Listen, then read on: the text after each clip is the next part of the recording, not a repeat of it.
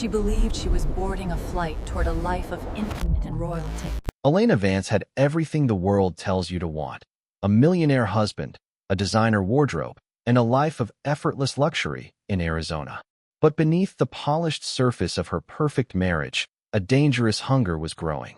She felt like a bird in a golden cage, waiting for a key that would unlock a world of even greater power. Little did she know, the man she was about to meet online wasn't a savior, but a predator. The digital whispers began at midnight. A man calling himself Malik, claiming to be from the inner circle of Dubai's elite, started painting a masterpiece of lies in Elena's mind. He spoke of private jets, ancient royalty, and a love that eclipsed her husband's modest millions. To Elena, Malik was the ultimate prize. She was blinded by the glare of a fake sun, unaware that every message was a calculated step toward her own cold disappearance. In April, Elena made her move. She left her wedding ring on the cold marble of her kitchen island and walked away from her life without a single backward glance. As she boarded the first-class cabin to Dubai, she felt like she was finally stepping into the life she deserved. She was chasing a mirage, fueled by a toxic mix of ambition and vanity, heading toward a desert that was ready to swallow her whole without leaving a trace. Dubai greeted her with a wall of humid heat and the blinding glitter of gold. She was whisked away in a black SUV, but Malik was nowhere to be seen. The driver was silent, his eyes cold in the rearview mirror. As the city lights blurred past, a small knot of fear began to tighten in Elena's chest. The luxury felt different here. It felt heavy, restrictive, and suddenly, very lonely. The trap was beginning to close. For days, Elena was a prisoner in a palace. Malik remained a ghost, sending messages but never appearing. Her passport was taken for processing, and the penthouse became her entire world. She realized too late that she wasn't there to be a princess. She was an asset being held in a high-stakes game of international extortion. The silence of the penthouse was deafening, broken only by the sound of her own heartbeat as she realized her mistake. The man who finally walked through the door wasn't the prince from the photos. It was Victor Drago, a shadow broker for the underworld. He didn't want Elena's heart. He wanted her husband's hedge fund passwords. The transition from luxury to terror was instantaneous. Elena was moved from the penthouse to a cold, industrial basement. The Sheikh was a myth, and her life was now being measured in dollars and cents by men who had no mercy. The ransom negotiations failed when the FBI intervened, and for Drago, Elena became dead weight. The crime that followed was clinical and horrific. In the bowels of an abandoned warehouse, the glamorous life of Elena Vance ended in a spray of cold steel. She was discarded not like a human being, but like a piece of faulty machinery. The brutality of the act reflected the coldness of the men who had lured her across the ocean for greed. 2 months later, the desert began to speak. On the edge of a conservation reserve, half buried by the shifting sands, a crate was discovered. The camel herders who found it expected smuggled goods. Instead, they found a nightmare. The desert sun had bleached the crate, but it couldn't hide the horror inside. Elena Vance had finally been found, but she was no longer the woman who had flown into Dubai with such high hopes and dreams. The forensic details were the stuff of horror movies. Only the upper half of Elena's body was in the crate, severed with professional, surgical precision. There was no blood left in the remains. She had been cleaned and prepared as if for a dark ritual. The only thing that confirmed her identity was the platinum nose stud her husband had given her. It was a tiny spark of beauty left in a scene of absolute, chilling devastation and professional cruelty. The investigation exploded into a global manhunt. The Dubai police and the FBI traced the digital footprints back to a shell company in the British Virgin Islands. The paper trail was a map of betrayal, leading from the desert sands back to the corporate boardrooms of the United States. It wasn't just a kidnapping. It was a corporate hit disguised as a romance. Elena was the casualty of a war she didn't even know she was fighting. The breakthrough came when digital forensic experts bypassed the encryption on a burner phone found in a dumpster near the Dubai marina. It revealed a web of communication that spanned 3 continents. The Malik persona wasn't just one man. It was an AI-driven social engineering project designed to target high-net-worth individuals through their spouses. The investigators watched in horror as they realized Elena had been profiled for months. Every post she made on Instagram, every check-in at a luxury hotel, and every comment about her husband's business had been fed into an algorithm of death. The killers knew her favorite wine, her deepest insecurities, and her secret desire for a more exciting life. They used her own dreams as the bait for the hook. This wasn't a crime of passion or a sudden impulse. It was a high-tech execution planned with the precision of a military operation, where the human element was just a data point to be deleted. The silence was finally broken by the sound of crashing doors. In a coordinated midnight raid, Dubai's elite special task force swarmed a villa on the Palm Jumeirah. They weren't looking for a sheikh. They were looking for Victor Drago and his team of cleaners. The scene was chaotic, shouts in multiple languages, the red dots of laser sights dancing across the walls, and the frantic sound of hard drives being smashed.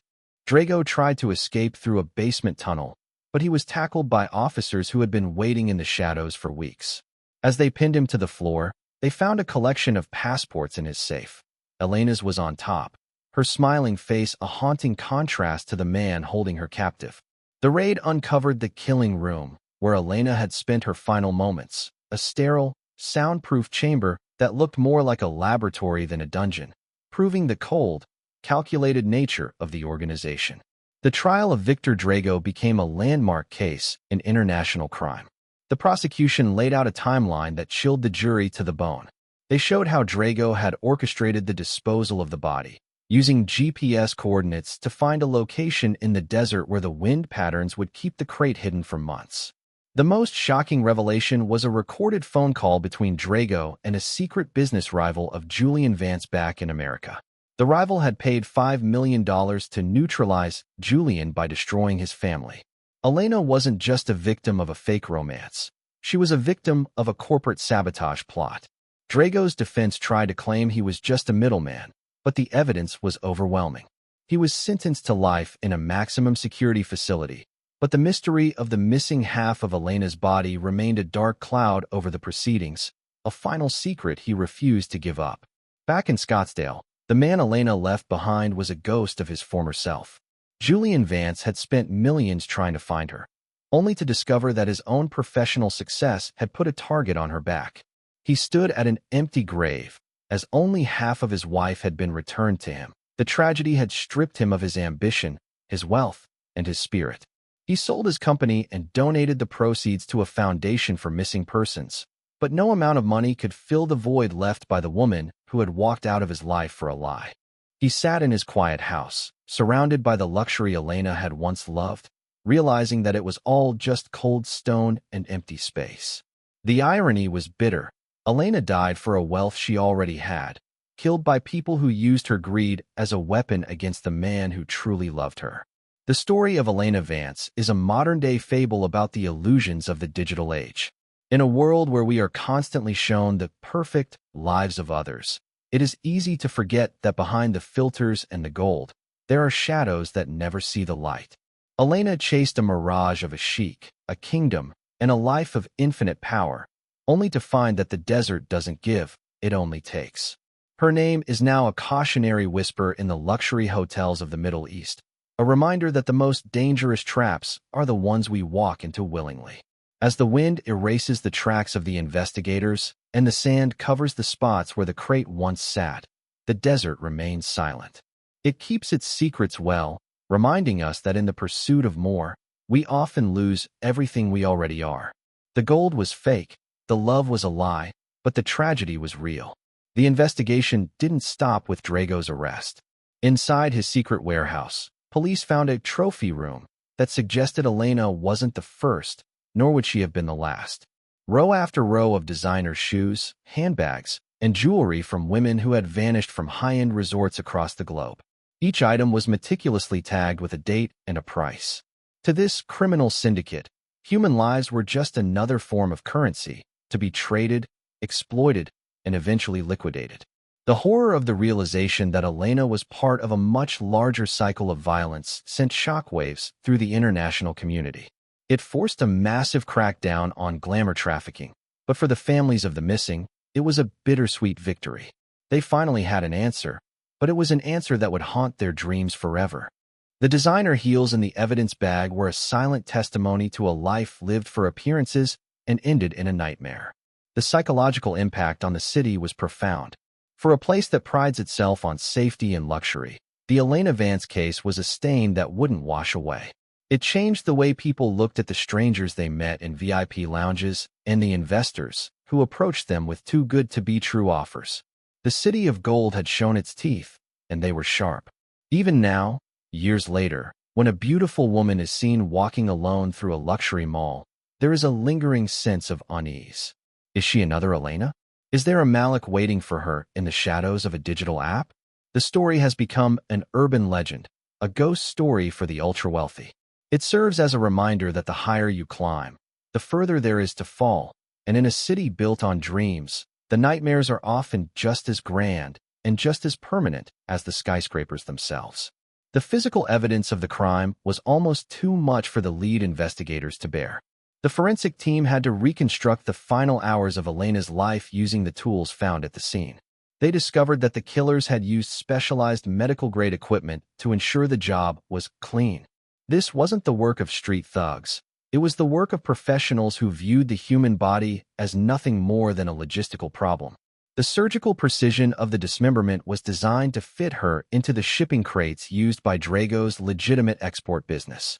By using her own designer clothes as padding, they had successfully moved her through multiple checkpoints without raising a single alarm. The cold efficiency of the act was a reflection of the digital age she lived in. Everything was optimized, even her death. The rusty saw blade was a brutal contrast to the high-tech world Elena had tried to inhabit, a reminder of the raw, physical violence that lies beneath the surface of civilization. Rumors persisted that the missing half of Elena's body was cast into the deep waters of the Persian Gulf. Local divers spent weeks searching the seabed, but the currents are strong and the secrets are deep.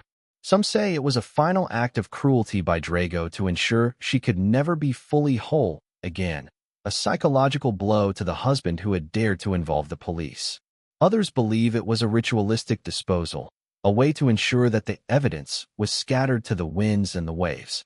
The mystery of her missing half has fueled countless conspiracy theories, with some even suggesting she is still alive, living a hidden life in the shadows. But the forensic evidence says otherwise.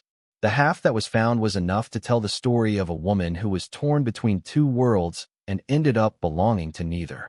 The dark water of the creek flows on, indifferent to the tragedies it hides beneath its surface.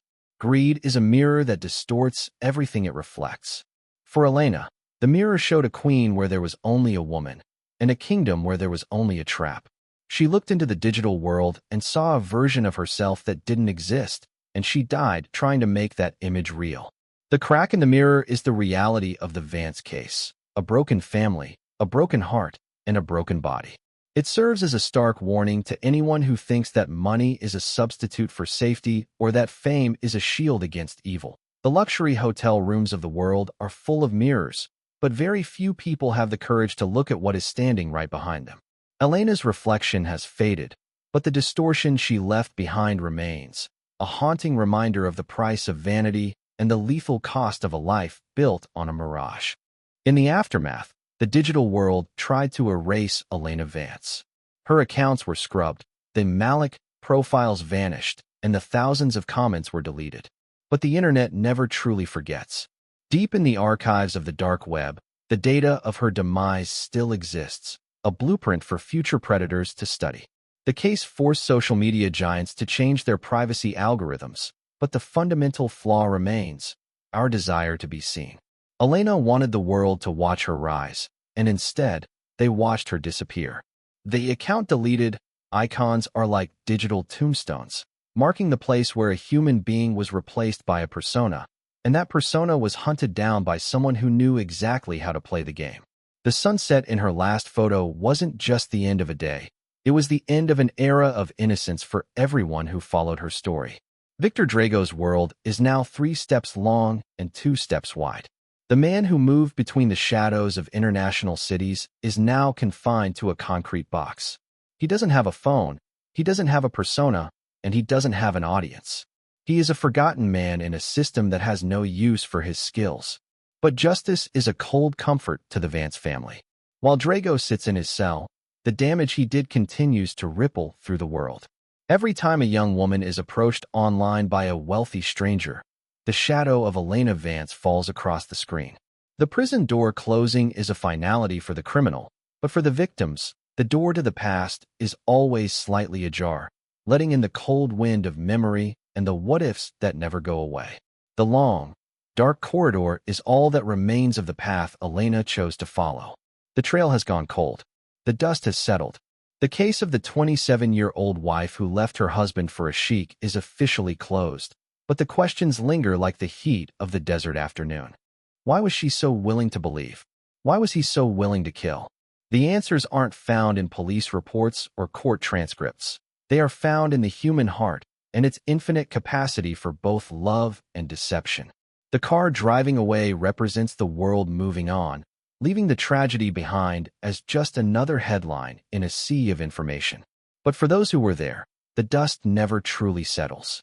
They carry the grit of the desert in their eyes and the weight of the crate in their souls. The road leads to infinity, but for Elena, it led to a dead end in the sand, a place where the dreams of gold turned into the reality of dust. Time is the only thing that cannot be bought in Dubai or Scottsdale. Elena Vance thought she had forever to find the life she wanted, but her hourglass was being emptied by hands she couldn't see. Each grain of sand that fell was a missed opportunity to turn back, an ignored warning sign, a deleted message. When the last grain fell, there was no more time for regrets, no more time for explanations. The hourglass is a symbol of the fragility of the life she led. One moment you are at the top, and the next, you are at the bottom, buried under the weight of your own choices.